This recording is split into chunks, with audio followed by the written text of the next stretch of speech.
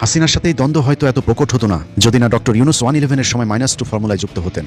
তবে দুই শয়তানের যুদ্ধটা যথেষ্ট উপভোগ্য ছিল বাংলাদেশের মানুষের জন্য। হিংসা নেয় ডক্টর ইউনুস এবং এমডি পদের জন্য পদ্মা সেতুর মতো সেতুর টাকা বন্ধ করেছে, তাকেও আবার পদ্মা নদীতে দিয়ে 2টা চুবড়ি দিয়ে উঠাই নেওয়া উচিত, মরে যাতে না যায়। একটু পদ্মা নদীতে 2টা চুবড়ি দিয়ে সেতুতে তুলে দেওয়া উচিত, তাহলে যদি এদের শিক্ষা হয়।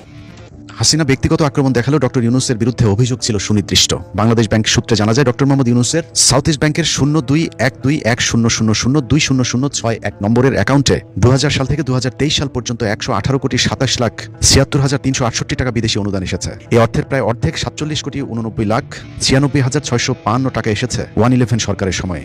ধারণা করা হয় ইউনুসকে ক্ষমতায় বসাতেই এই অর্থ বিনিয়োগ করেছিল বিদেশিরা। তবে ক্ষমতায় বসতে না পারলেও 2005-06 ট্যাক্স ইয়ার থেকে শুরু করে 2022-23 ট্যাক্স ইয়ার পর্যন্ত সেই টাকা থেকে সরকারকে কর ফাঁকি দেওয়ার লক্ষ্যে তিনি 18,94,34,835 টাকার তথ্য গোপন করেছেন। জালিয়াতির এখানেই শেষ নয়, পুরো আয়কর ফাঁকি দিতে 2020-2021 অর্থ বছরে ডক্টর ইউনুসের ব্যক্তিগত অ্যাকাউন্ট থেকে প্রায় সব টাকা তুলে ইউনুস ট্রাস্ট নামে নতুন আরেকটি প্রতিষ্ঠান খুলে সেখানে হস্তান্তর করা হয়। ট্রাস্টের টাকা যেহেতু আয়কর মুক্ত, সে কারণে নতুন এই ট্রাস্ট গঠন করেন ডক্টর ইউনুস।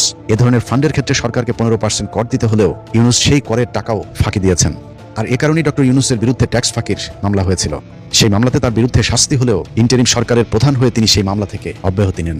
শ্রম আইন লঙ্ঘনের অভিযোগে নোবেলজয়ী ডক্টর মোহাম্মদ ইউনুসকে 6 মাসের বিনা শ্রম কারাদণ্ড দিয়েছে আদালত। তবে আপিল করার শর্তে জেলে না পাঠিয়ে ইউনুসকে জামিনও দেন বিচারক মেরিনা সুলতানা। এই রায়কে নিয়তি হিসেবে দেখছেন গ্রামীণ টেলিকম ও ব্যাংকের প্রতিষ্ঠাতা ডক্টর ইউনুস। কোনো কিছু প্রমাণ করতে পারে নাই, এর বিরুদ্ধে আমরা আপিল করব।